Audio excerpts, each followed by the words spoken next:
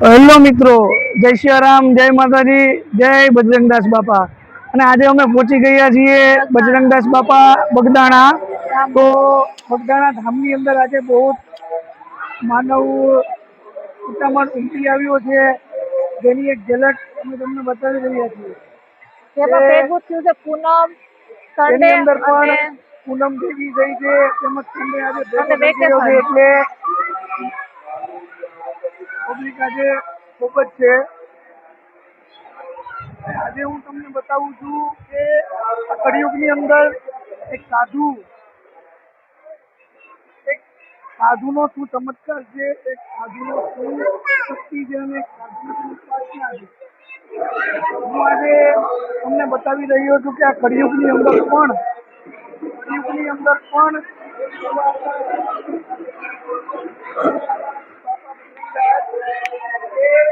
જેની ગાડી આજે પણ અને જ્યારે તે હયાત હતા ત્યારે પણ એવી ગાડી કે જેના પેટ્રોલ ઉપર ચાલે, ના ડીઝલ ઉપર ચાલે કે ના પાણી પર ચાલે, એ ગાડી એમનેમ ચાલતી।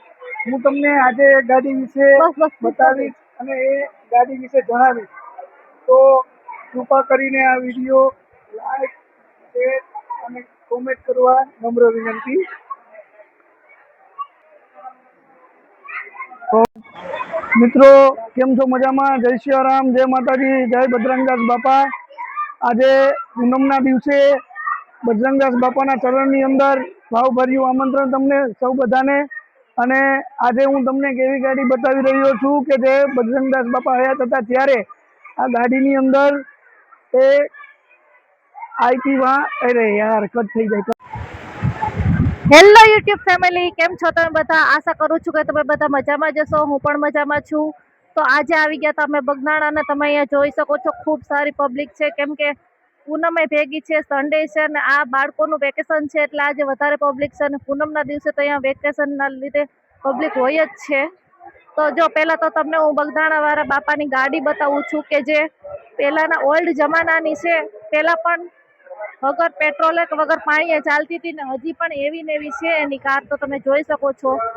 અને આગળ બાકી જો બધી પબ્લિક, કેટલી વધારે બધી પબ્લિક છે એ નહીં તમે જોઈ શકો છો। અને હજી આ મંદિરનું કામ છે ને એ થોડુંક અધૂરું છે, બાકીનું ધ્યાન મંદિર નહીં પેલી બાજુ છે, એવું તમને હમણાં થોડીક વાર પછી એની વિઝિટ કરાવું છું। તો મારા બ્લોગમાં તમે બન્યા રહેજો।